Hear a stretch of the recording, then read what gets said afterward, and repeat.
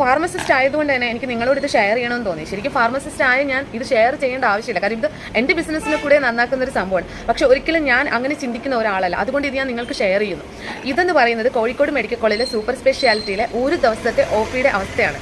എത്രമാത്രം ജനങ്ങളാണ് ആ ഒരു ദിവസം. ഇതിൽ പലരും രോഗം നിർണ്ണയിക്കപ്പെട്ട ശേഷം ട്രീറ്റ്മെൻറ്റിന് വന്നത്. സൂപ്പർ സ്പെഷ്യാലിറ്റി എന്ന് പറയുമ്പോൾ ഗ്യാസ്ട്രോ, യൂറോ, ന്യൂറോ, നെഫ്രോ അതെല്ലാം വരും. അപ്പോൾ അതൊക്കെ രോഗം നിർണ്ണയിക്കപ്പെട്ട ശേഷം ട്രീറ്റ്മെൻറ്റ് ആയിരിക്കും. അപ്പോൾ എത്രത്തോളം ആൾക്കാരാണ് ഓരോ ദിവസവും ഇങ്ങനെ വർദ്ധിച്ചുകൊണ്ടിരിക്കുന്നതെന്ന് നിങ്ങൾ നോക്കണം. എന്തുകൊണ്ട് അതൊക്കെ ചിന്തിക്കണം. ഇതൊക്കെ നിങ്ങൾ ഗൗരവമായി ചിന്തിക്കണം എന്നുള്ളതാണ്. കാര്യം നമ്മൾ രോഗികളായി മാറിക്കൊണ്ടിരിക്കുകയാണ് ഓരോ ദിവസവും.